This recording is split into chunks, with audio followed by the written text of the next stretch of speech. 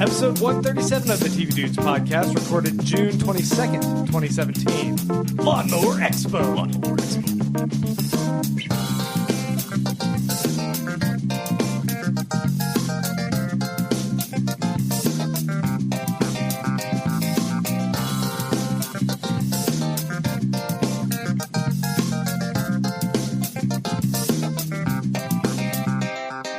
All right, guys. We have a lot of options for our TV title. It's exciting. We're recording. I don't know what the title's going to be. I don't know what we're going to go with, but we sure rambled off a whole bunch of them. So hopefully, thematically, whatever I end up ultimately choosing ties in some way. That's better than when we used to not. We'd decide, we're like, oh, we'll just get a title at the end, and then we'd forget, and then you had to make something up on the fly. Oh, jeez. It never made any sense to me that you come up with the titles beforehand. Because I would think, oh, I'd listen to the episode, and then I'll come up with a title. I don't listen to our episodes. Oh, okay.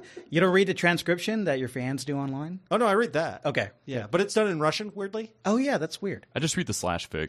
Oh, yeah. We have a lot of Russians that are into our slash fic. There is plenty of TV Dude slash fic, as we'll find out today. I'm a big Gandhi fan. In Russia, granting you. Oh, God. No, you guys should be rant. Oh, God. So we are in our new TV Dudes, our new permanent record studio. Permanent record. But we're also calling it the TV Dudes studio for our own selfish purposes here. And we got a full house right now. I'm Grant. I'm Randy. I'm Les. I'm Mike. And yeah, all of us are hanging out. Mike's going to hang out with us for this first segment. And we got a lot of shows that we're going to be talking about this week. We're going to be talking about Casual. We're going to check in on this, which I guess is season 3. And then iZombie is coming to a close pretty soon over on the CW. Yes, I think next week's the season finale. Also season 3. Wait a minute. We're also talking about Fargo. Season 3. Better Call Saul. Season 3. I think we know what the title of our show is. Lawnmower Expo? Lawnmower Expo. Sundays. You've just solidified that it is Lawnmower Expo.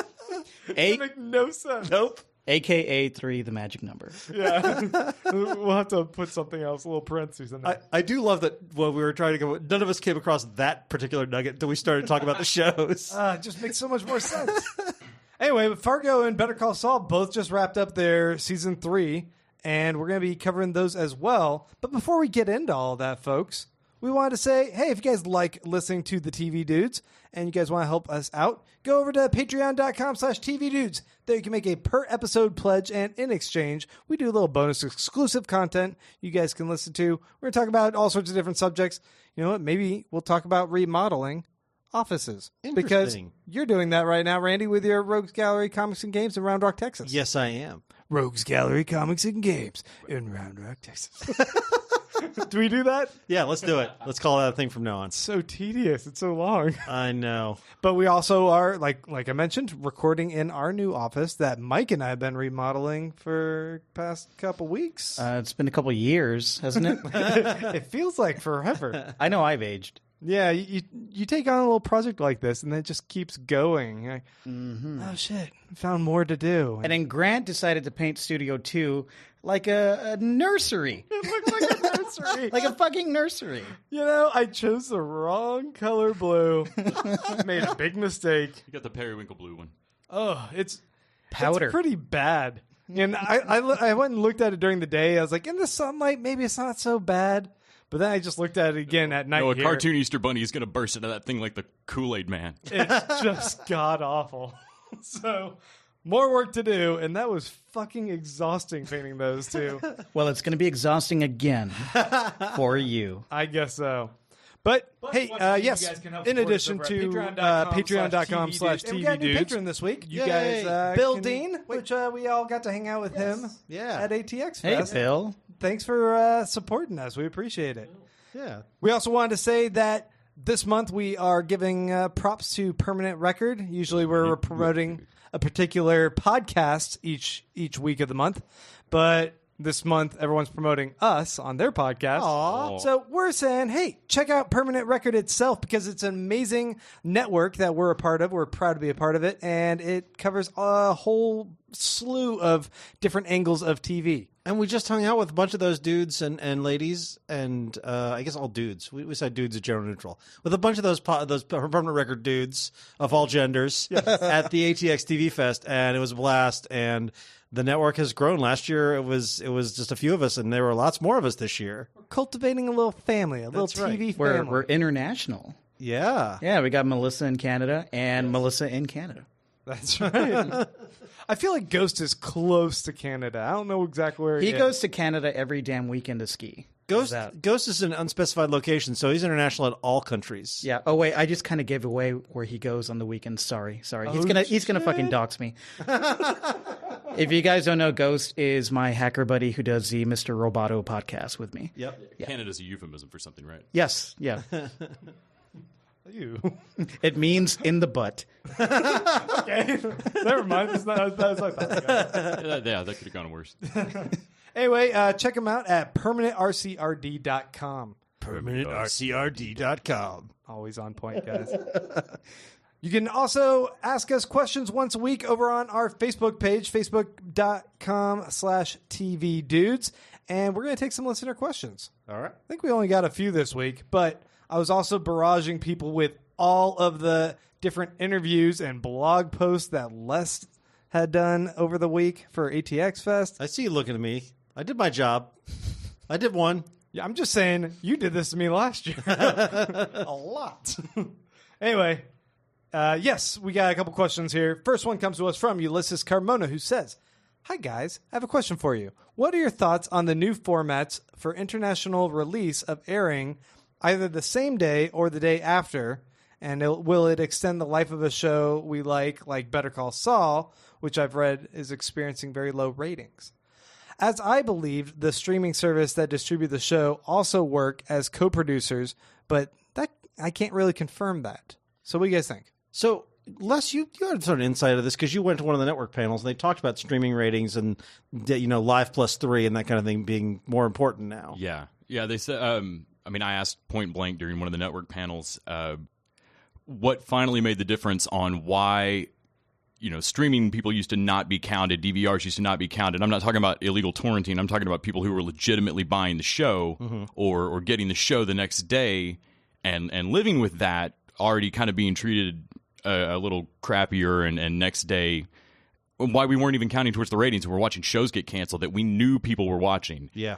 Just not the people who still had cable. And they said flat out, advertisers didn't believe them for a while. They just didn't care. Advertisers did not care about our money. They thought everybody's skipping the commercials. We probably were.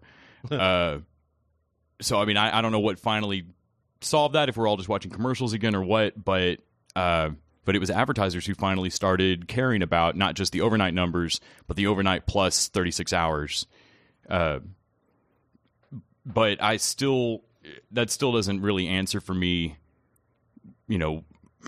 what would make the difference on extending it for overseas. I've never understood why they do these huge delays for these other markets. See, that's what I was going to say, though, is what it made me think of is that they're starting to look at they're looking at other numbers now.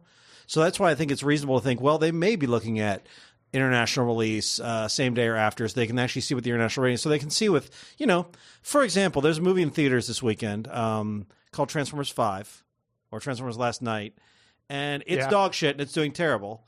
But It's doing terrible? No, it's doing terrible. But here's the that's good. thing. Thank God. It is probably going to hit the international markets. Oh, sure. And do huge numbers. And we're probably going to get fucking Warcraft numbers? Transformers 6. Exactly. Warcraft numbers. And I wonder if the TV markets are cluing into this a little bit like, oh, let's put out some stuff that, like, Hannibal probably had a bigger international audience than it did nationally. And I think that if they can get the advertisers to buy... Germany, it was pretty big, right? Yeah, it was big in Germany. Because they love eating people over there. They do. And I think that if the international numbers can give them a little bit of goosing, if they can do it without the craziness that Hollywood is at, where they're sort of they're all aiming their movies at China in weird ways, if we can avoid that little trick, then I think that could help the ratings of something like Better Call Saul, which I didn't know till this minute was not doing well. I just assumed it was doing great. So but what makes the difference between them doing it sooner versus the weird trend for like why delay? Yeah, well, like I'd go to England and watch like 3 seasons ago of Castle. That's a weird reason to go to England. Yes, I like Castle. It was like time travel. it was. It's like time travel. But they'd be several seasons behind, and the commercials would be like the new episode of like no, that person's dead.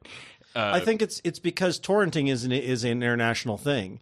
So if you're putting it on more, I mean, look at Sherlock. They finally just give up and start matching the timing. Nobody in America was watching Sherlock on Netflix or on Sundance or wherever it was because they were just torrenting it the day it came available in England. Same thing's going on overseas. So if they put it out the day after, less likely to torrent, more likely to watch and see any of the commercials or whatever else. I imagine it kind of hits a bunch of different things. I think that marketing-wise, they're able to kind of see if they release it the first day, see what the buzz is, and then what kind of response they get the next day in like a secondary release. They can kind of check the numbers between those.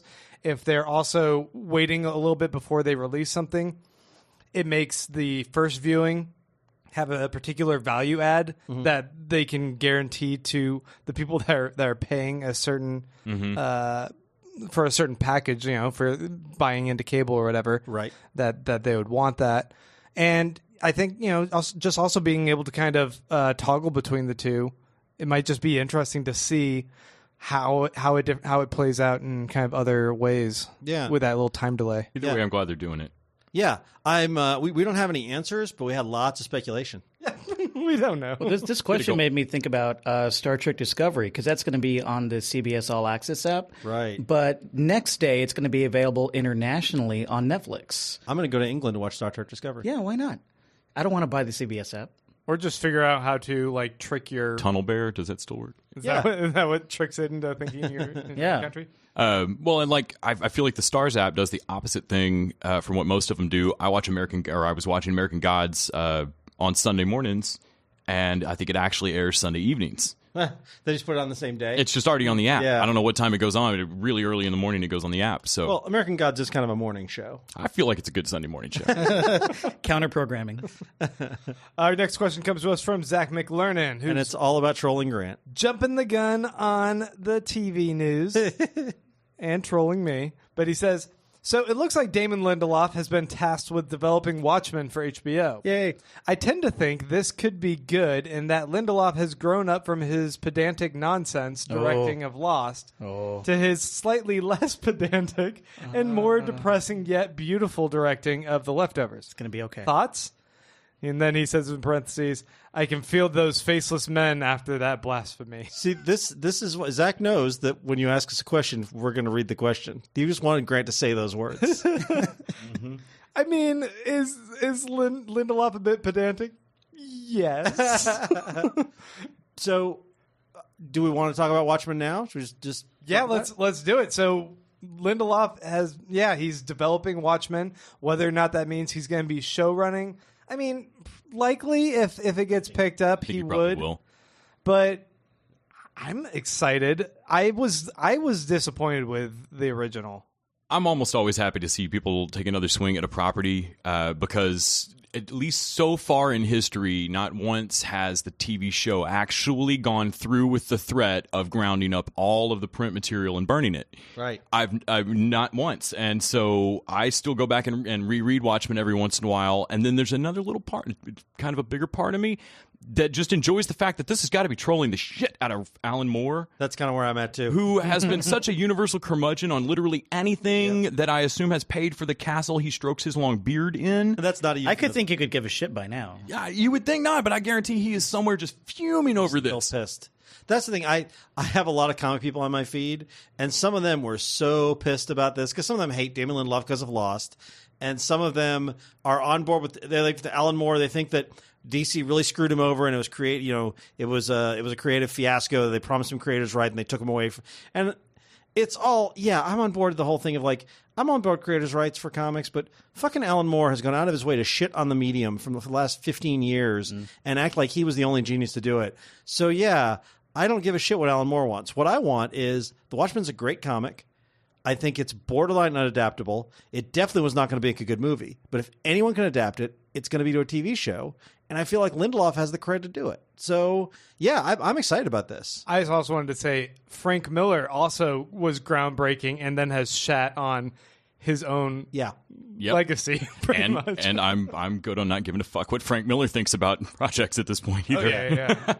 Yeah, so I'm very excited about this. I honestly, this is one of those things I thought would never happen. I mean, they made the movie, and it did okay, but not great. And but didn't you watch that, like, Watchmen should be adapted to TV. I feel like the TV format is going to really play out time-wise and pacing-wise to show off the human thematic elements that are there, like what it's saying about deconstructing our heroes. And should it be 12 episodes exactly? It should exactly, yes. People have been saying for years that the way to do Watchmen was an HBO miniseries, but none of us thought it was ever going to happen. Sure. Do we know where this is landing at all? It's HBO. He's developing it for HBO. Very good. And this could be just one of those things where they release a statement, they attach Lindelof to it, and they see how it plays out with the audience. Maybe. And then he goes away like Brian Fuller on Star Trek. Yeah, they're like, oh, no, a lot of people aren't wanting this, or, ooh, this is good buzz. But I feel like doing this type of comic adaptation fits right into the wheelhouse of what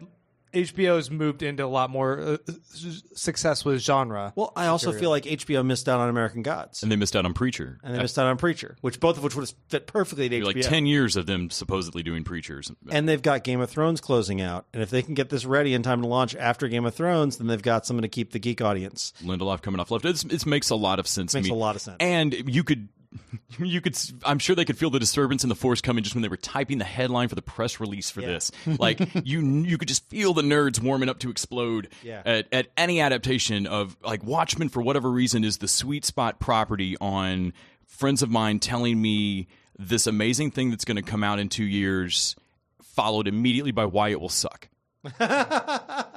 And just add Lindelof to that. Yeah. And it's a good way to cut to the noise. Like, I think Grant was the first person I saw post anything about it, and he, of course, because it's Lindelof, was excited, and I was like, don't mind me, just enjoying hanging out in a space where it's not screaming all caps blasphemy. Yep. The fandom reaction to Lindelof, I just still don't get it. Like, no one else holds a writer accountable on those films the way they hold him accountable. Don't you understand, Grant? He said some things, and then they weren't 100% true accurate because... He engaged an audience, and how dare you have the audacity to engage with an audience? Yeah, it bites them in the ass. It's ridiculous. That you know what, David Chase just tells everyone to go fuck themselves. Yes. and that's what Lindelof should have done. That's ultimately what happened with Lindelof. Lindelof is a sensitive nerd guy, and he was not prepared for the backlash. He was not prepared for people to open up his heart and to open up his mind and tell people what he thought, and for everyone to go, oh, well, fuck you. I mean, who does that? I mean, shitty nerd culture, man. Our geek culture just sucks sometimes. Didn't Chase just leave the country and keep his middle finger up on a beach somewhere for like 2 weeks? Yeah, that's the way to deal with it. For the past 10 years. Yes. He's just been like, fuck you. I don't care. I ended it. I get the feeling that even now, people pass him in the street. Like, it went to black and he just, finger up. Just throttled people. I think he just has that Journey song on cue. Fuck you. And then he stops playing it halfway through. Perfect.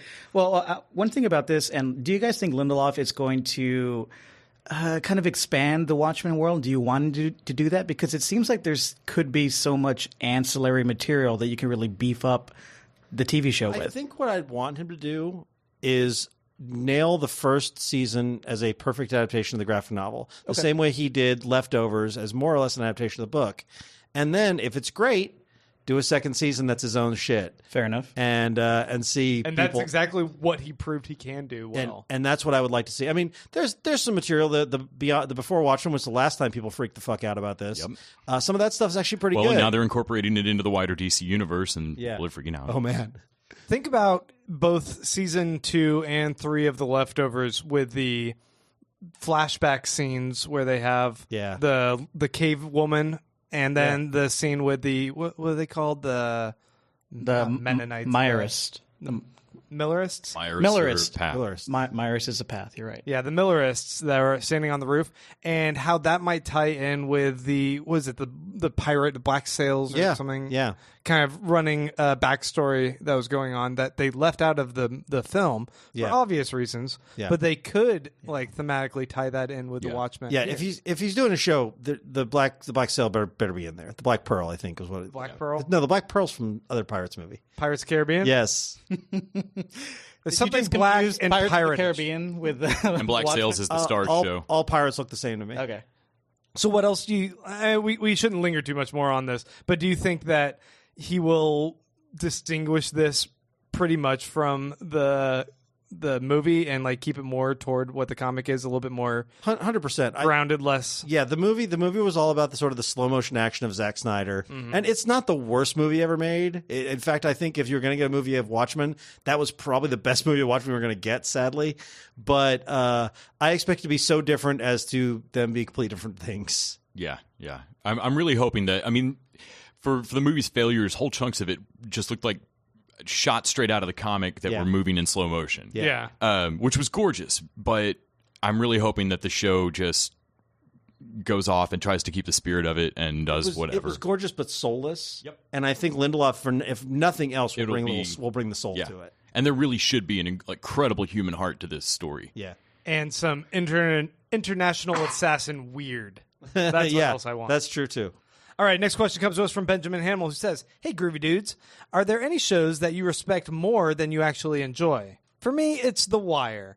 I respect the hell out of The Wire. It's fantastic writing, fantastic acting, and an incredibly ambitious story, but for some reason, I can't really connect to it on that deeper level." I have numerous shows like this. Oh, so many. Oh, yeah. Mad Men was that for a long time, and still is a little bit. I really liked Mad Men, but I don't think I'll ever watch it again.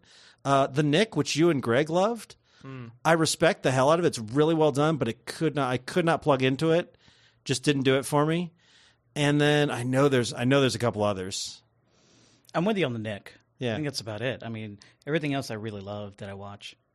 There's a lot of comedies that I know are groundbreaking and I appreciate, but which make me weirdly melancholy and sad, which makes them unpleasant to watch. I just find myself constantly stacking up episodes. We're going to discuss one tonight.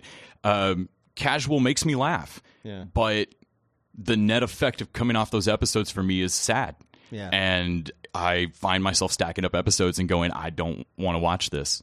Yeah, I can see that. And I like Casual, but I totally get And where you're going. I mean, that show needs to keep getting made. It's incredible. But I just don't want to watch it. Same with Louis. I have the same problem with Just Shoot Me. the ennui of Just Shoot Me? Yeah.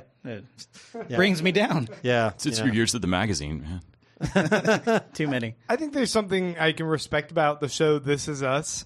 I'm like, there's some quality entertainment going on there, just not for me. Do you just think Key and Clyde are listening? Is that? I hope. Yeah, is that what you said? Just a long troll I'm doing. All right, Michael Gastini says, "Hey dudes, I'm trying to get in shape, and I have been watching TV while on the treadmill. What shows do you think are best to watch while working out besides The Flash?" Daily Show. Yeah? Yeah, I used to watch The Daily Show when I was working out because you don't have to pay quite as close attention, so you're sort of like. You don't have to be as focused on story. So if you're suddenly, you can't breathe, that's just me working out. You're not missing anything. You're afraid of laughing? I'm afraid of laughing. No, I'm not. I don't ever been a problem with it, especially since Trevor Noah started. Oh, zing! No, but I would watch like John Oliver and Trevor Noah and that kind of stuff. The sort of like talk show type stuff is what I used to watch. I watch Fox News, and I just try and run and chase them so I can choke them. Biggest Loser, that I would think that's good. Yeah. And there's something always catchy about that show.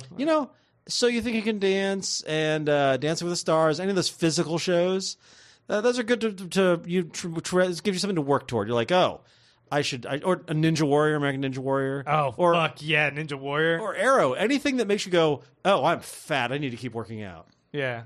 Most of those, I have to assume the treadmill's broken and the TV's only on that at the gym, or they've got 3 channels and the other 2 are Fox or something.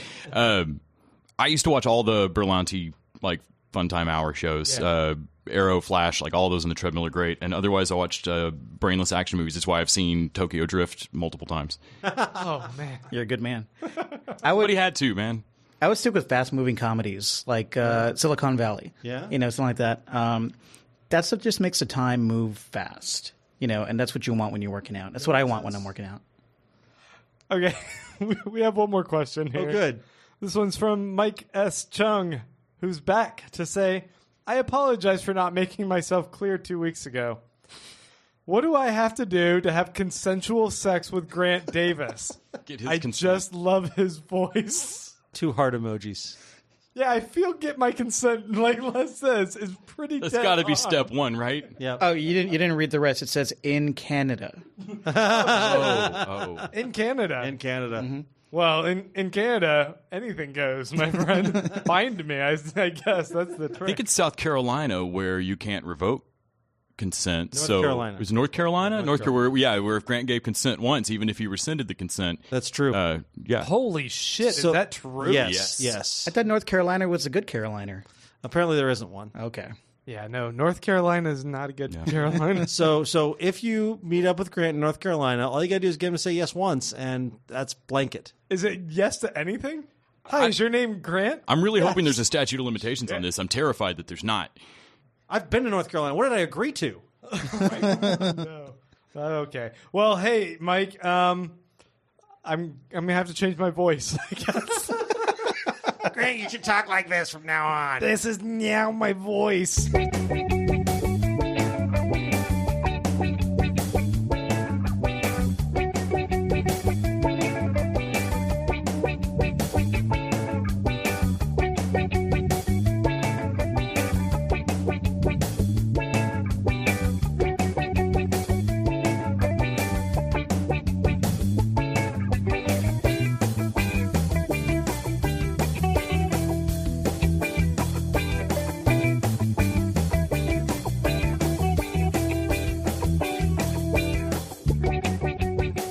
So we got some news.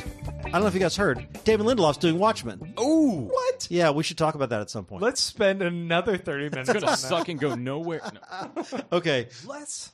But there's also another sort of big creative news. The guys who did Sherlock, Mark Gatiss and Stephen Moffat, are reuniting for a new Dracula TV show. Okay, is it modern day? We don't know. We don't know what it's going to be. However, if you look at what Moffat has done, in addition to Doctor Who, he did Sherlock, which was taking Sherlock and making it a modern day show. He did Dr. Jekyll and Mr. Hyde, and he made that a modern show. Is that the one where he did it? It was called Jekyll. It was James called Jekyll. Nebbit. I And it's- really enjoyed It's that. great. That was pretty good. I think that's still on Netflix. If people haven't seen it, they should see it. It's just a little miniseries. It's really good.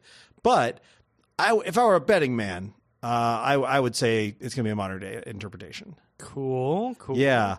Well, didn't Mark Gatiss, is he responsible, I think, for some of the really creepier Doctor Who episodes? The more hide behind the couch, like Moffat monster- was. Moffat was? Yeah. Okay. But Gatiss, who also plays Mycroft Holmes in Sherlock, he has previously expressed a love of Hammer horror films and singled out praise for Peter Cushing's performance in Dracula, which that's the right headspace to be in, I think. Yeah, I'm good with Hammer tone Dracula. That's great. Yeah. So this is exciting. We don't know a lot yet, but it's exciting news. Yeah. Less exciting is this headline from Screen Rant. And no, this isn't me making fun of Screen Rant's articles for once.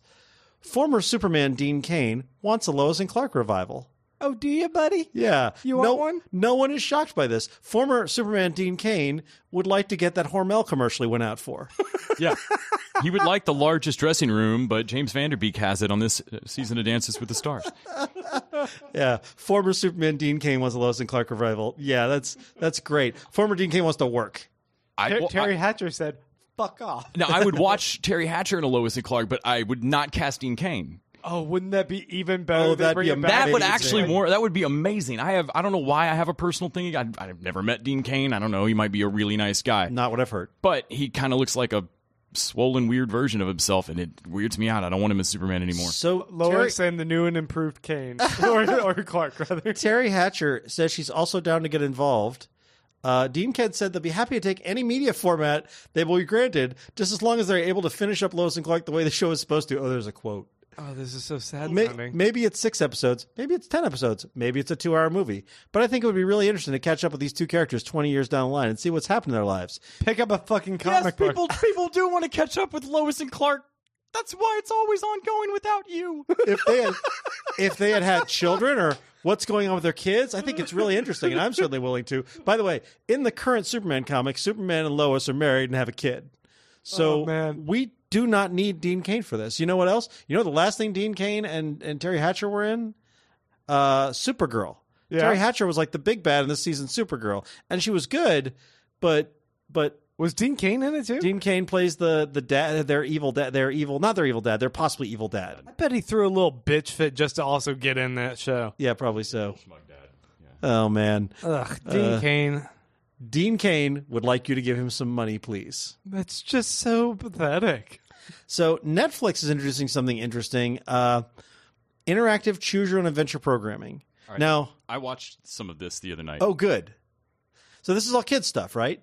So far, it was just the Puss in Boots from Shrek. Okay. So what's the deal? Does it like pop up and say, do you think Puss in Boots should kill this person or not? There's a whole lot of murder of junction. Like basically, the setup for this one is that Puss in Boots gets pulled into like a magic book, and there's somebody making him make choices through a story. And to get out of the book, he's got to reach the end of the story.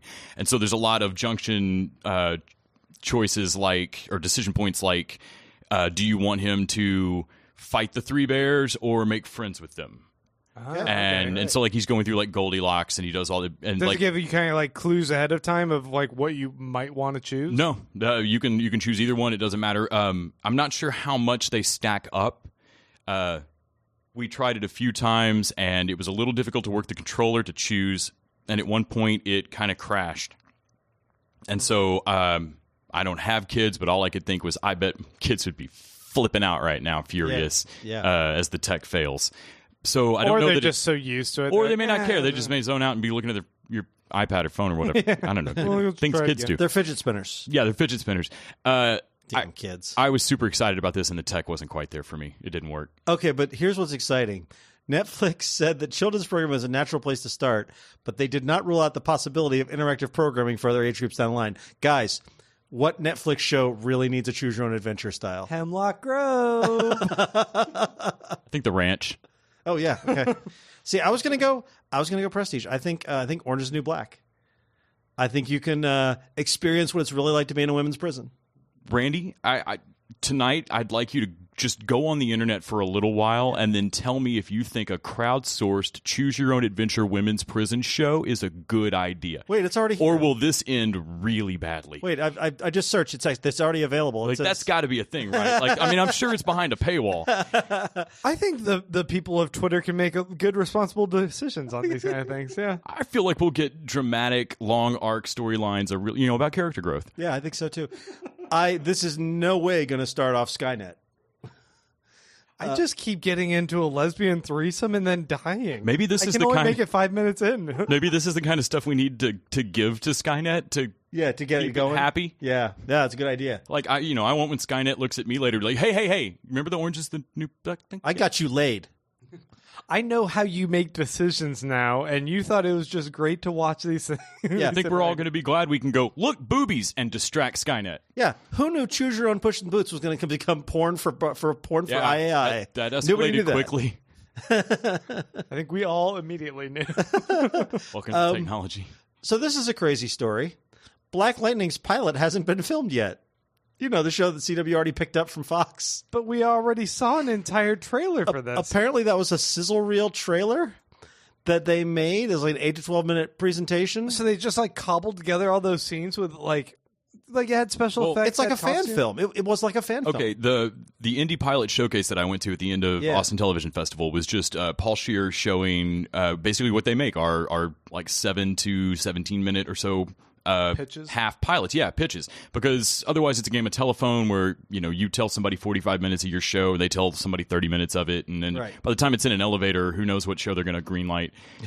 So you could at least hand off this like 7-minute movie of the tone. And so I'm kind of wondering if that's what they did, and if that's the case, I feel like CW lucked out. Yeah, because they're going to get to make a CW pilot instead of airing a Fox pilot and then making a CW show off of it. I think that's true too. I think that's the only thing that might happen is what happened with Supergirl, which is that they came in with this great. They saw what expensive special effects could look like, and so then they got to do their CW version of it. So they can take the stripped down version and know what worked and know what didn't, and they won't get this really nice expensive Fox version. They're going to start with the CW version. Either way, when is this thing supposed to air? How fast are they making this show? It's mid-season. It is not a fall release. It is a mid-season show. But Grant, you were asking before you got on mic about, does this mean they're going to make it put in part of the Arrowverse? And I don't think they will. Yeah, it's said that they don't really have an intention of that, right? Because I think Supergirl has worked out pretty well being on like Earth 3, where they can cross over. There's a reason. Vibe can jump universes easily, and so they could easily bring in Black Lightning when they want to, if they want to do a big like crisis story. And if you have him in his own universe, he gets his own bad guys. He gets his own universe. He gets this world where you don't have to worry about like, wait a minute, what was Black Lightning doing being a hero when Supergirl wasn't even on Earth, or how could Arrow have not nodded toward the original vigilante Black Lightning when he first started out 5 years ago? So it causes timeline issues when they've already set up that Arrow was like the first villain and Flash at the first, or the first hero, Flash at the first metahumans. If you have Black Lightning before that, well, he was a metahuman. That doesn't really make a lot of sense. So you sort of have to make him his own universe, and then you can cross him over, which I think works out. Yeah, this has worked out for Supergirl and letting her have this insane number of aliens that are just in the world and known. Like their presence is known. There are alien bars and stuff where they hang out. Yeah. And so you can have that where Flash doesn't have to deal with it. Exactly. Yeah, he doesn't have to go, oh, I didn't even notice all these aliens. Yeah.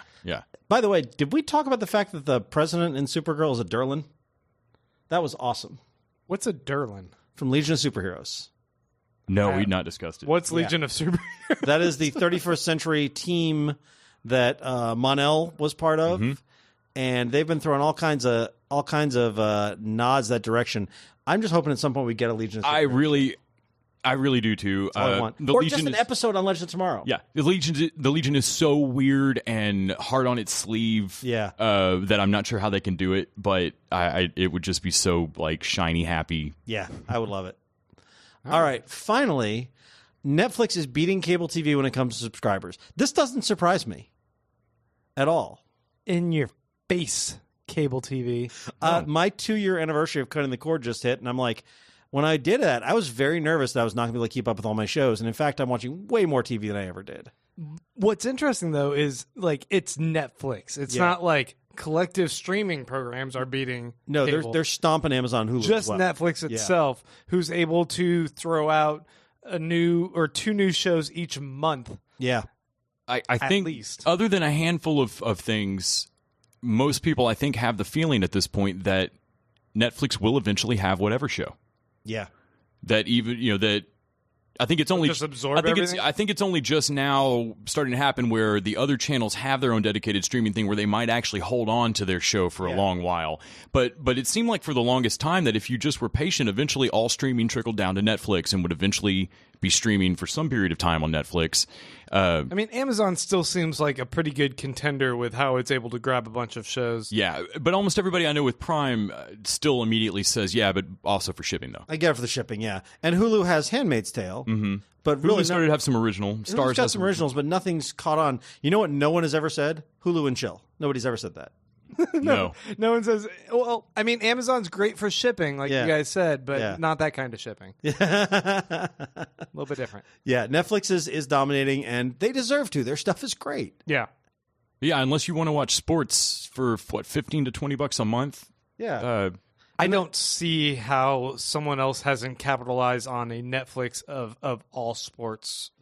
Appropriately. There's like 4 or 5 different ones kind of jockeying for it. How is ESPN Classic not just its own streaming channel? Yeah, that is crazy. I hate sports, and I lost 3 days of college to that. I know.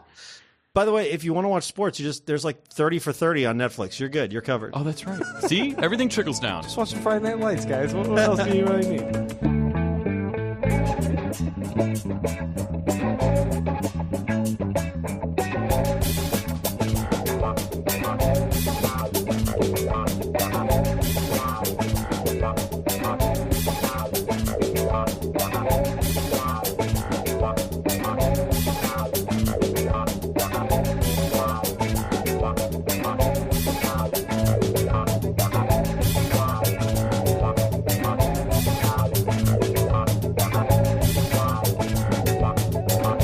guys. So I started watching Casual season 3, which you guys know that Hulu does not stream the same way that Netflix does. They release one episode a week. Oh, okay. They don't put the whole thing out. They released. They tease you. They started with 3 this time, which is how I got so far behind. Because I went to watch, and I'm like, okay, got a couple episodes to watch. There were like 7 episodes of this up, so okay. I did catch up. But it was like a binge. It was like because I watched it in a few days, and I think Hulu should start releasing their shows this way. I know that Alan Sepinwall just did a big interview about how he doesn't like the Netflix binge model, but I think that's just a TV critic and because he doesn't like having to watch those that fast. But I'm all about the binge. I enjoyed Casual so much more watching it binging because it's kind of a slow show and it can be kind of a melancholy show. And this way you get the hits of humor a little more rapidly and doesn't feel quite so depressing. Like Les was talking about earlier, it can be a bit of a downer. Yeah. The what I've gotten to enjoy out of Casual has been because I can't binge it. I have to watch an episode and enjoy it and walk away. It's like Louis. Like I don't want to binge watch Louis. Handmaid's Tale is one that I'm like, okay, I burned need a through little 3 of those in a row, and that was yeah, and you're like angering. fuck. Angering. But so this is the story of Alex and Valerie, their brother and sister. They're really weirdly close. Not incest close, but you get the sense of maybe like it's an inappropriate relationship. Like the two of them are way too close. They're codependent, basically. She just got divorced because her husband cheated on her. She has her daughter, who's a teenager. They moved in with Alex because he has a startup, and so he has all this money.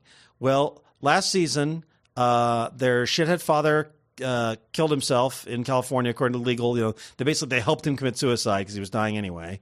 Their mom ran away from the whole thing, and Alex lost his job because he had this whole fling with his ex-girlfriend who was supposed to be marrying his boss, and he basically fucked everything up because Alex is a narcissist. And his boss was Pete from Mad Men, right? From Mad Men, yeah. Did you say this is a comedy? That's what I was just thinking. Like, Yeah. I cannot remember why I stopped watching this comedy last season.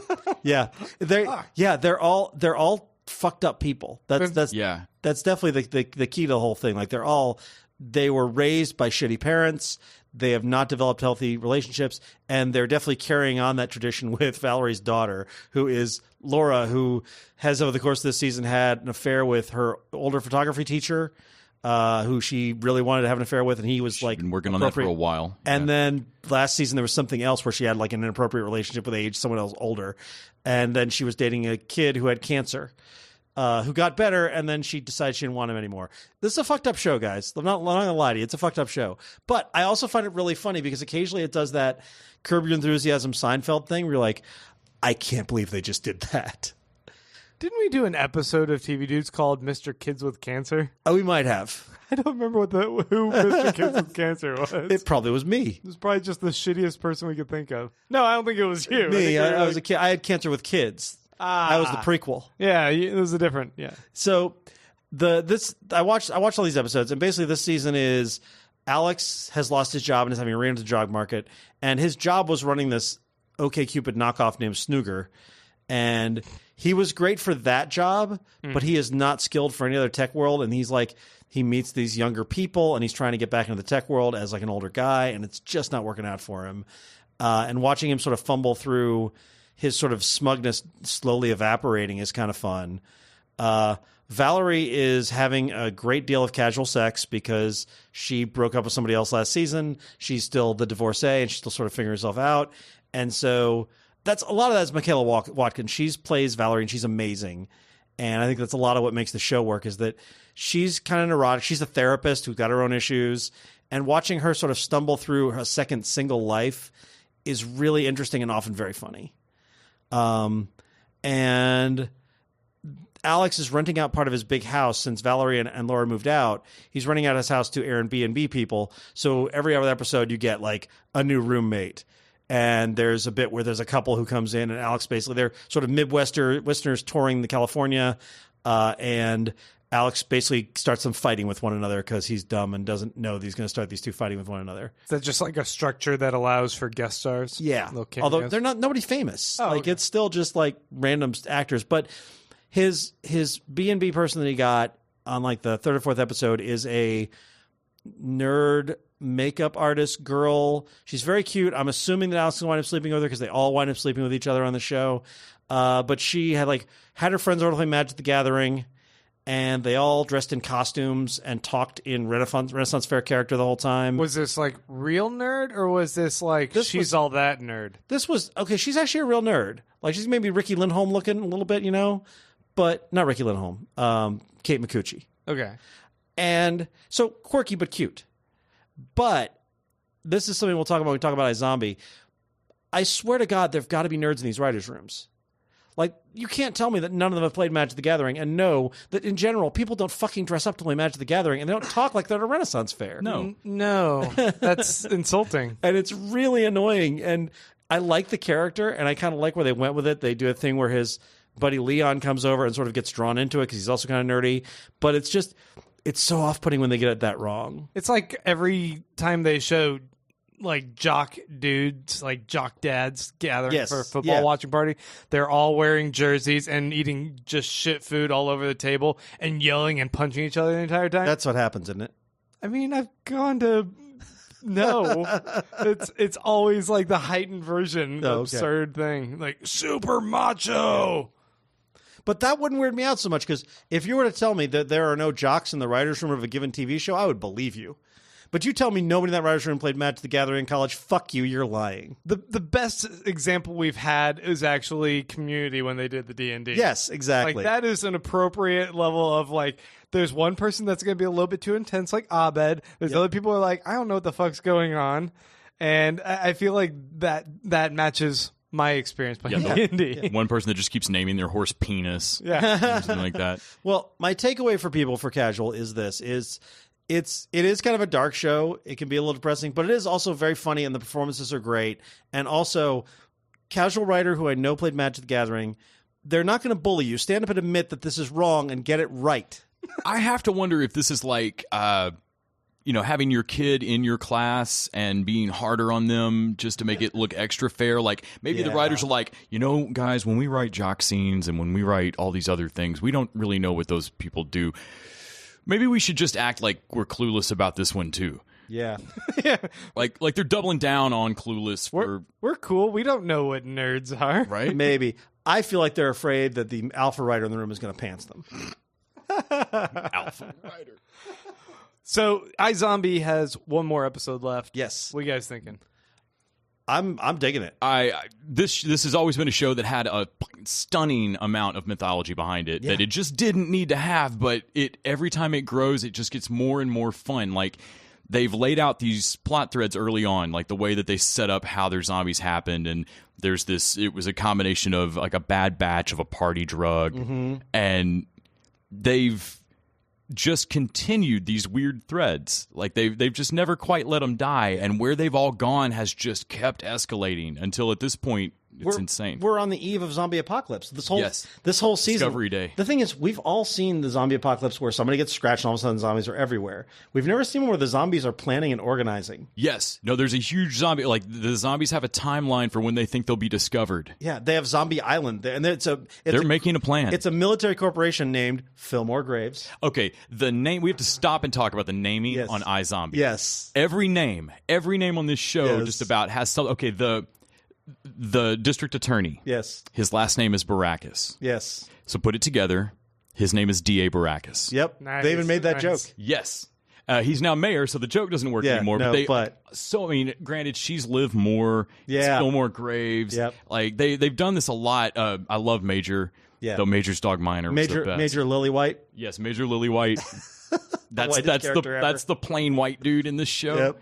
So, wait, this was based off of a comic, right? So loosely based. So this is more being informed by Rob Thomas. Yes, than this is so much a Rob Thomas show. Rob Thomas and Diana Ruggiero White, the people in charge of Veronica Mars. Weirdly, the iPad, iPhone, whatever reference name is probably the weakest part of the show, and it's the thing they mostly took from the comic, other than Mike Allred's cover the opening sequence scene.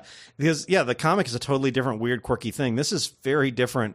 And I thought when they started this first season, where they were dealing with some like, there were some zombies that were killed, that Clive is now in on this is, by the way, the superhero shows do this slowly but surely. Everybody learns the secret identity, and every time some supporting character learns the secret identity, the show gets better. Yes. Every time that everybody's on the inside. So by the time we start season 3, everybody's on the inside. Her roommate knows. Her partner, her cop partner was the last guy to learn. Clive's reaction is in every scene is my favorite. Yeah. And so you get the benefit of you got this guy who's new to all the zombie stuff and can roll his eyes at it and be like, I can't believe you're doing this, but who also still knows. Like, you don't And have every to hide third or it. fourth time goes, I wish I could just go back to you guys not having told me this. But some of a family that he knows gets killed, and it seems like they're being killed by these zombie hunting rednecks who think zombies are real. Major is a zombie who's losing his mind and is working for this Fillmore Graves Corporation because he was thought to be a serial killer. And they don't drop any of this stuff. They put them in these positions, and then they go further with it. Yeah. And ironically, this is a show that started out so Case of the Week and has never changed that. They still do Case of the Week. They still do Case of the Week. There is always a Case of the Week that is always the primary thing going on. And at the same time, they've never let any of their back threads drop. Their backstory has always just gotten deeper and crazier, more escalated. Yeah. It is an impressive show that has just become more and more fun to watch. Like, I have to go back and rewatch it, not because Kimmy Schmidt I rewatch because there's jokes packed inside jokes. Sure. I rewatch this because I miss tiny subplot things. Yeah. There's so much going on in this show. Yeah, but it's never overwhelming. Like, there's a lot going on, but you never feel like, oh, what's even happening? Like, I can always find the thread. Mm-hmm. But their Case of the Week stuff was really fun too. Liv got a little. Our friend Kat Burke mentioned this, that Liv seemed to go a little method actor this year. Like, when she had a brain, she really went into it. When she was the dominatrix, they really played that up because it was fun having Liv being the dominatrix. They've leaned into that a little bit more, I feel. And they've also this season introduced Ravi's blue brain juice. Yes, which is another good thing. But then they did the 20-sided die episode where a DM gets killed by his players, and I almost couldn't watch this episode. I understand that D&D is nerdy. I get it, believe me, but it's not that nerdy. Again with the... Seriously, it was way worse. She suddenly carries a 20-sided die around and uses it to make every decision. Yeah, that's not D&D. That's OCD. Yeah. That's she would, whole other game. She would say, she's like, did I do this? She rolls, it's a 19. She's like, yes, I do. And I'm like, what the fuck? You're in real life right now. No one does that unless Rob Thomas should know better. Yes, exactly. Yes, I know damn well that you've got to know. Someone in the writers' room knows some nerds that know well enough that if you get pulled into a police investigation and are set down in the interrogation room and asked about a murder, you'll drop the fake English accent. Yeah, what the fuck? You'll take your fucking cloak off and you'll be serious for that hour because you're terrified. Yeah. There's no way that you hold it together and act all goth and I get what they're doing. I get they want to sell the it's theme. A show. It's funny. I know. But it was obnoxious. Yeah. It was almost redeemed though by Ravi and Clive getting super into playing D&D.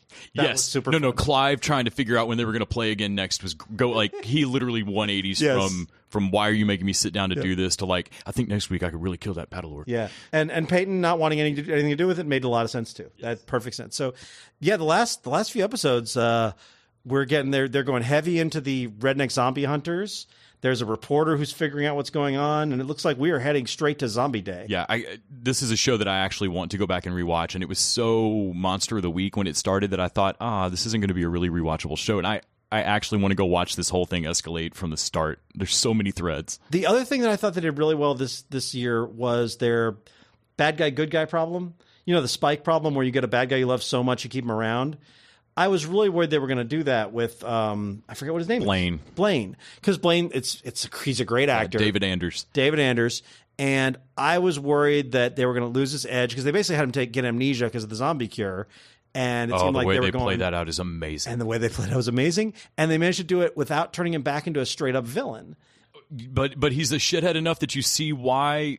It's just wonderful. It's wonderful, and it has ramifications not only for his character, but it makes like two other subplots incredibly poignant. Yeah, they must have a board where they connect all these, like a fiasco board where they connect all the character. Really, there's got to be not a murder board. Isn't David Anders Sark? He was Sark. Yes, and here he's playing a sort of douchebaggy evil zombie who sells brains. He's not doing a British accent. No. No, he looks like a Billy Idol though, basically. Yeah. But one of the things that I thought was interesting is Robert that Knepper's dad. he's such a good bad guy, and yet you talked about this a little bit with some other shows where you get like Alias or some other shows where at the end of them, the writers room meant to be like, how do we not get these guys? If they go in the room together, they're going to kill each other. And they managed to do a thing with Blaine where he should have been that guy for them, and they managed to pull it back where I'm like, oh no, I believe that they're working with him now because things have gotten weird enough. You said you're one episode behind, right? I'm one episode behind. So at the end of the one you saw, had they just taken care of the zombie rednecks? Yes. So all of them sitting together, Eating the brain. Was a great moment. With even Blaine mentioning like, yeah, we should do this again. I mean, I know y'all hate me, but yeah, that was super fun. And I don't remember what his Donnie. Yes, Don E. Donnie really grew on me this season. Don E. Yes. I love this show. Yeah, it's really good. I feel like a lot of people aren't watching it, and a lot of people are like, iZombie, what's that? But it's really good. So Fargo just wrapped up its 3rd season. Yes. This is still, would you still say this is your favorite show that's on TV? Yes. Because I've heard a lot of complaints from people this season, and I feel like there's a lot of strengths to this, but there were some problems this season as well. In the middle of it, it seemed a little bit plodding and slow. Oh, man. Anytime Nikki Swango was on the screen, I was 100% into it. Anytime that David Thewlis's VM Fargo was on the screen. Those two characters, stole the scene. David Thewlis is on this? Yeah. I didn't know he was on TV. That's freaking awesome. And he's amazing. But they're in 90% of the show. Well, I mean, Carrie Coon is the lead. Carrie Coon is also amazing.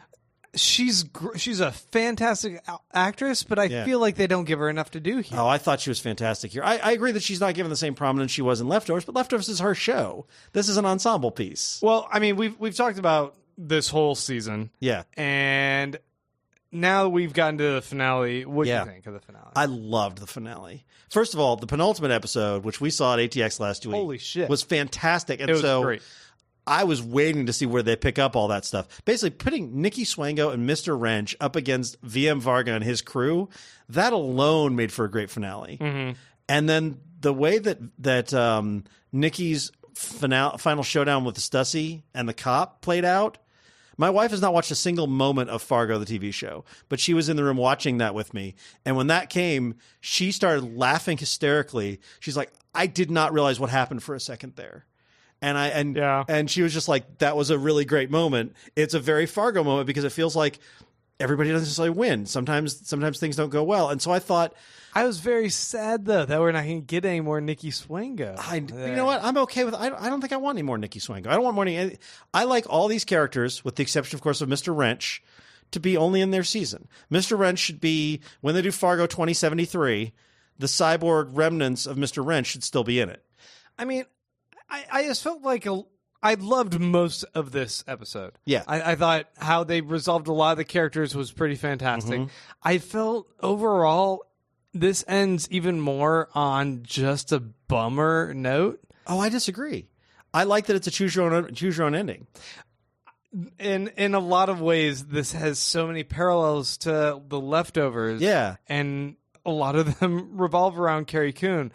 But also this idea that the viewer can kind of interpret that final scene how they want. I love that. I love that thing. Or at least they can either optimistically or pessimistically kind of play into how they think something will play out. We are given two possible outcomes by the two different characters, and we don't get to see which one is the true outcome.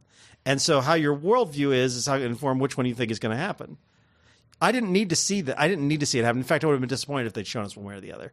I don't know. I mean, I come at it two different ways. Yes, I stopped and thought about it for a bit, but I was also kind of like, I feel owed that. Did you? I didn't. I wouldn't have wanted it. I liked the ambiguity of the ending. The other thing I want to say is I'm very mixed on Noah Hawley is so good at the way he plays with time and the way he plays with convention because, first of all, they jumped ahead in time again, not quite as much as they did in the previous seasons, but it does say it's in 2011, which is a year later, because it was a Christmas. Yeah. So we're a little bit later. And then toward the end of the episode, they jump ahead 5 more years to what seems to be Stussy's weirdly happy ending. So it looks like, and they do the little text scroll, and I'm like, this is the ending.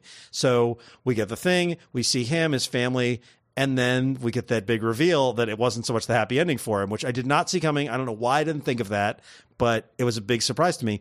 And then we get this last little epilogue that's with Carrie Coon, where we see what her character, where Gloria Bargle and VM Vargo, whatever his fucking name was at the end. Yeah. It was Danny Rand. Was it Daniel Rand, really? Daniel Rand. Oh, that's fantastic. But we get this little epilogue of, because every expectation is once you do the text crawl and it's like, this is what happened to this guy, that's the end of the show. Yeah. And so that the last moment was going to be that moment with Stussy. Yeah. And then we get a cutaway and we get back to her. I did not see that ending coming. And so I felt like that was almost a tacked on thematic ending. It was like, we know you're going to want to see what happens with these characters, but it's really not consequential to the story. The story ended with Stussy and what happened with him. But did you notice the music comes back up? And I wasn't sure, but I think it might have been the music from the Peter and the Wolf. And so it was that theme of the music was doing the challenge between the two characters, even as we were watching it play out. And I love seeing her. I like to know that she sort of landed on her feet. I like seeing her in a position over where she knew more than Varga, in a way. You know, he didn't. I don't know if he legitimately didn't remember her or if that was a power move. I'm honestly not sure.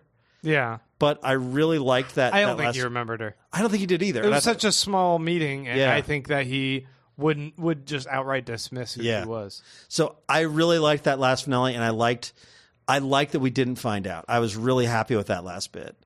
And then of course, you know, everything to do with Wrench and Nikki Swango when they went full revenge mode was super fun to watch. Yeah. I think I'm mostly with you. There was just, you know, I was like, do I want that resolution? Do I want to know? You wanted to know what the members only jacket guy did. Yeah. That's all I wanted. But I guess I don't need it. And I'm pretty satisfied with how it ended. I was very happy with it. I need to rewatch all 3 seasons to see which one's my favorite, because I really did love that first season. But I think this was my favorite season. It's just everything was sad. Yeah. I guess you could say Burgle had a happy ending. I didn't really feel it was a happy ending. I felt like it was. She got to go work somewhere that she actually got a little bit more respect. I feel like they never enriched her character as much as the other ones. For me to feel rewarded by where she was. Okay. It just felt like she was unhappy with her current job, and I mean, I got a little sense of her life with her kid and her husband situation, but not enough that like it just didn't have, I guess, the impact that I was kind of hoping it would have for her. I think you're unfairly comparing it to Leftovers. I can't help but do it. And that's not fair, because she was the lead in Leftovers and this was an ensemble. Yes, So you're correct. I think that's where that's coming from. They're both kind of ensembles. Yeah, but Leftovers, I mean, She was a shared lead. Lindelof even said that she was the lead. He's like, you open your show and you close your show with the lead, you know? Like, Yeah. Okay, that's fair. all right. Ultimately, pretty fantastic season. How would you rank the 3? I think right now it goes 3-1-2. 3-1-2. But I need to rewatch 1 and see if that changes. Yeah, I'm trying to think back to him. I think that Holly has learned and grown as he goes through them. Mm-hmm. But yeah, I'd definitely say 3. Yeah. And I love season 2. But I thought feel like that's a one was recency. stronger. I just am digging this one the most. Maybe. All right, well, let's go ahead and jump over to Better Call Saul. My other favorite TV show. Man. Yeah. My 2 pretty favorite fantastic. TV shows run simultaneously and end simultaneously. So, Here's what I'll say. okay. Michael McKean needs to win Best Supporting Actor. He was fantastic in this. So good. Yeah. And I was like, we don't see Mike Ehrmantraut this whole episode. No, you're right. I'd totally forgotten that. And this Only a little bit of focuses- Gus, really. Yeah, it focuses mainly on what's going on with Chuck and Jimmy. Uh-huh. What's going on with what's her name? Ray. Ray. Yeah. And that's her real name. Ray Seahorn is his name. Yeah, Kim. Kim. What's going on with Kim? And then it goes a little bit into what's going on with Nacho. Yeah. Which, And- that story got really well developed this season, where we started to see his sort of conscience a little bit. Isn't he cousins of Tuco? Isn't he Yes. Tuco's cousin? And he's the smarter cousin, and we definitely saw that here. Yeah, from the start of the entire Better Call Saul show, like as soon as they introduced Nacho, and I was like, crap, I know you don't survive into Breaking 'cause Bad, you'd be and I running like Tuco. and I You'd run like Tuco. you so much more than Tuco. Yeah. Well, we got a big moment at the end of this season, this episode with Nacho and Don It was Hector. Yeah. Yeah. They have such great tension with all the scenes with him and what he's going through with Hector. Can we talk about Mark Margolis and how good he is? I've loved that guy since Oz when I first saw him there. He's so good. He was so good in Better Call Saul. Or in Breaking Bad when we got to see the flashback to him as like a swinging dick gangster.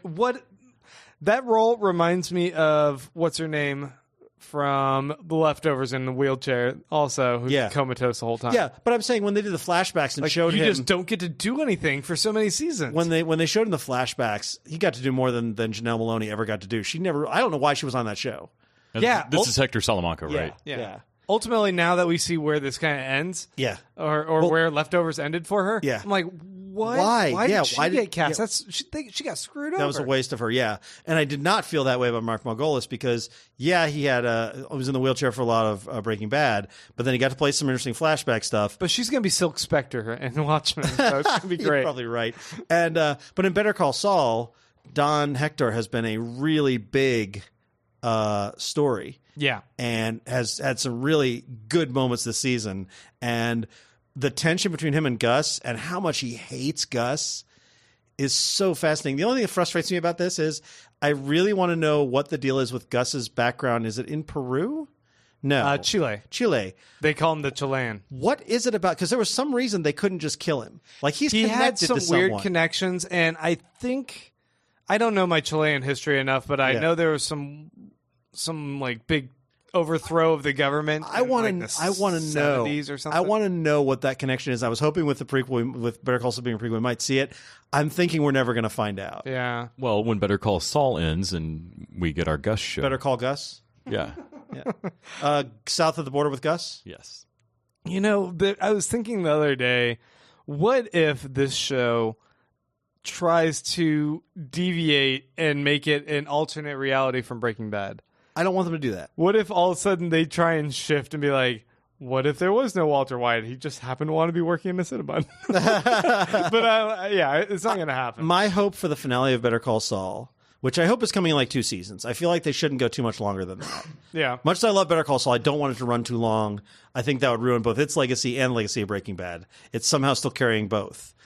I want like the final season to be a sequel, the true sequel to Breaking Bad. I want to see something come up where Jimmy has to become Saul again, where he has the Cinnabon cover is blown or something like that. Somebody's after him, and we have to see him go back into Saul mode. I want to see that happen. Ideally, I'd want 3 seasons. I want one more to get. I want the end of next season to have him run into Walter White where he first meets. Yeah. The next season, I want it to be like a straight Parallax season. Breaking Bad from his point of view. 5 seasons. All of of Breaking Bad from Jimmy's side. All his Or from perspective. Saul's side. Yeah, and like what he's going through. Yes. I would love to see that. Yeah. It'd be so and Mike's point of view too. I mean, you remember Ender's Shadow? No. Yeah. No, all the Bean books. Yeah. Yeah. And Ender's Shadow, that book. They're amazing, and how, like, Ender's Game is so great, but Ender's Shadow, you're like, Scott Card, but shit, they're that's such a fantastic... Yeah, there's you're basically right. a parallel set of books to the series. Yeah, you're right. We need that. Yeah. But then I really... And then... I would almost want to see them, if they weren't going to show that, just jump straight from, like, let a series finish with, end episode, like, oh, you're who, Walter White?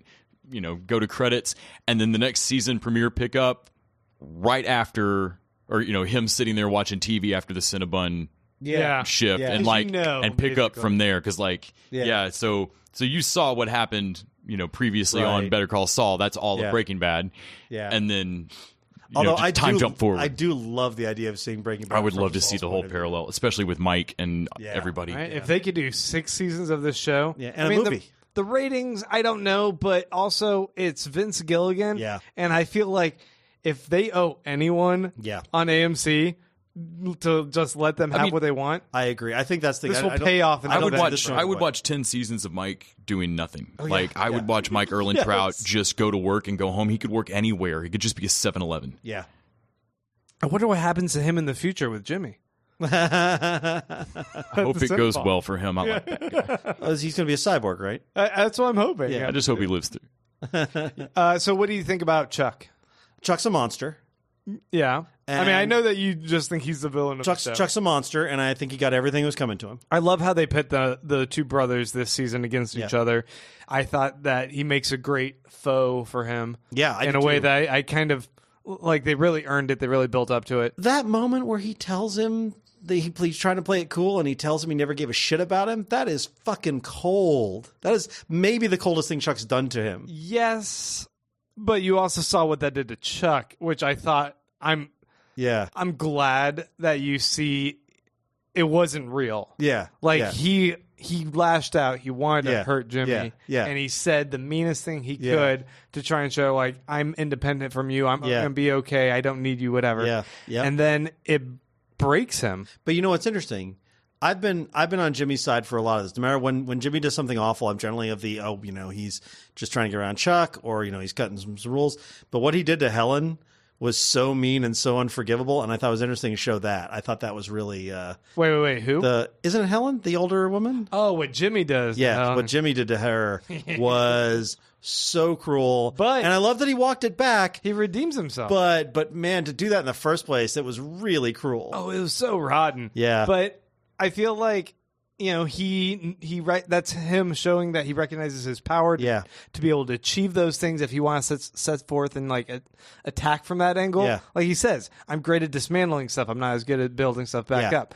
And so for him to still have at least enough of a conscience right now to dismantle himself in a sort of redemption. But that realization is also a step down the road to Saul. When he realizes that he can't build like he wants to build, I feel like all he needs to do at this point is lose Kim, and I understand exactly where he becomes Saul. And I'm behind on where it's arced up with Chuck. I'm behind several episodes, but for me, the entire show is from the moment they established Chuck as the main foil, as this thing that was going to become a villain, even though it's just made more and more sense everywhere they've gone with it, that this is the only villain that could really give me Saul later. Yeah. Because this is Slip and Jimmy trying his damnedest to turn back to family and to do what's right and to make his brother proud and to be the good son to the dad that actually raised him. And the only one who could help him to become this good person would be Chuck, to reach out a hand to him instead of being jealous. Even when he's succeeded, it's been bullshit. When Chuck first showed his true colors of telling him, like, I don't care that you became a lawyer and passed the bar. Yeah. In fact, it makes it worse. You make a mockery of my achievements by having your Slip and Jimmy version of it. Yeah. And, I mean, you could just see that, like, so you knew right then that, like, Chuck's going to keep doing this and Jimmy's going to keep running at the football. Yeah. And by the time Chuck finally breaks him of this quit trying to be loyal to people who love you, right, you're going to be left with a bad person. Yeah. I mean, ultimately, at the end of this season, that's what I'm kind of wondering. Like, Jimmy has lost his reputation. Yeah. Lost his business stronghold that he would have been able to come back to after a year, ultimately, because he has to redeem himself. Burn the ground a lot of ways, right? Yeah. And then with Chuck, does he kind of lose his name there? Yeah, to some extent. Like, he can't go back and use the McGill name. Like I say, he has one thing left, and that is Kim. And we see the relationship with Kim kind of slipping because, although she still loves him and she's still trying, and I think that's a big thing. We actually see them kind of like holding hands, kissing a little bit more than ever we usually do. Yeah, but I think she's recognized for him for who he is, but she's not ready to give him up. And I think that's what's going to be the final thing it breaks, is when she realizes I don't know they can't be the same person. Like, I feel like what we were seeing there was her kind of falling into, like, at least she was driven before with passion to kind of do what she wanted with the job. Right. And then she kind of falls back into just like letting him handle stuff in a way that does not seem healthy for her, for who she is. Okay. Independent from him, which was what I thought was like helping make that work. Yeah. And if she's going to fall into that and see the other side of him, I think that'll be the final straw. It may be. In a weird way, in the relative morality of Breaking Bad, and I haven't rewatched the show to see if this really bears out, but I kind of felt like Breaking Bad was a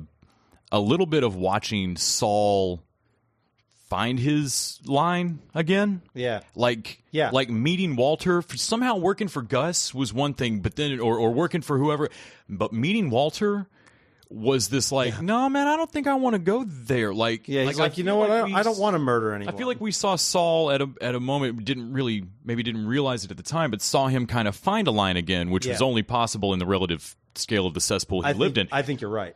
So I'm really wondering if Better Call Saul is going to do something kind of unique in a television show where we watch him lose Kim. We watch him become a worse person than when we met him at the start of Breaking Bad. Yeah. We watch him finish this show at the dark point that lets him be the guy that ends up being the lawyer for the worst that ends up being an available lawyer for a Walter White who comes on the scene. Yeah. No, I think that's 100% where we're like going. This could end up being the darkest end for a character where, you know, this show inevitably has to end with him at his lowest point in his life. But I think that's why they also do the flash forwards. Because then they can pick back up. Because then they can do a little redemption arc. So did you ever think that when the very first episode of Better Call Saul started, that the flash forwards to his sad ass watching TV after the optimistic part was going to be the optimistic ending? Right. Actually, what if the last season is black and white French style comedy, like wacky hijinks at the mall?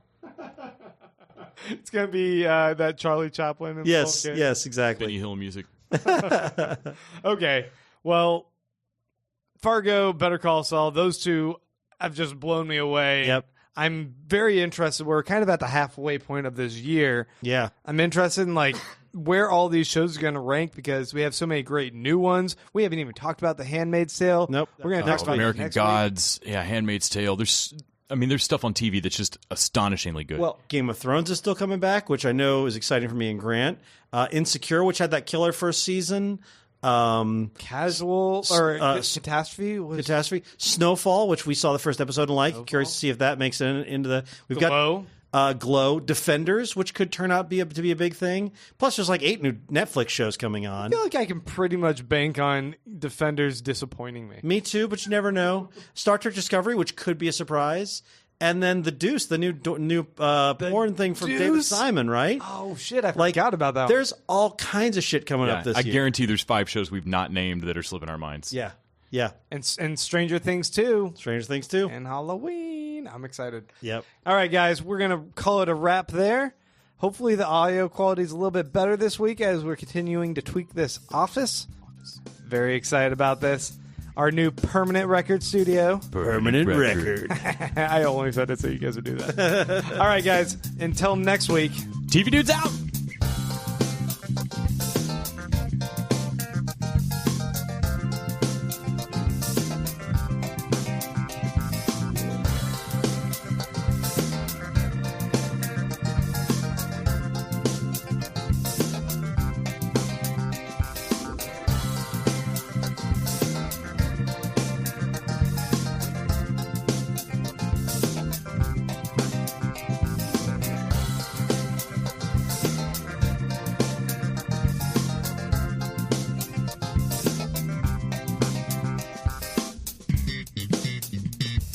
The TV Dudes is an independently run podcast and a member of the Permanent Record Podcast Network. We are exclusively listener supported. If you'd like to help us out, please go to patreon.com/TVDudes. You can like us on Facebook and Twitter @TVDudes and help us out on iTunes by giving us a 5-star rating and writing a review. To find out more about us, go to thetvdudes.com and permanentrcrd.com. I'm Grant Davis. Thanks for listening.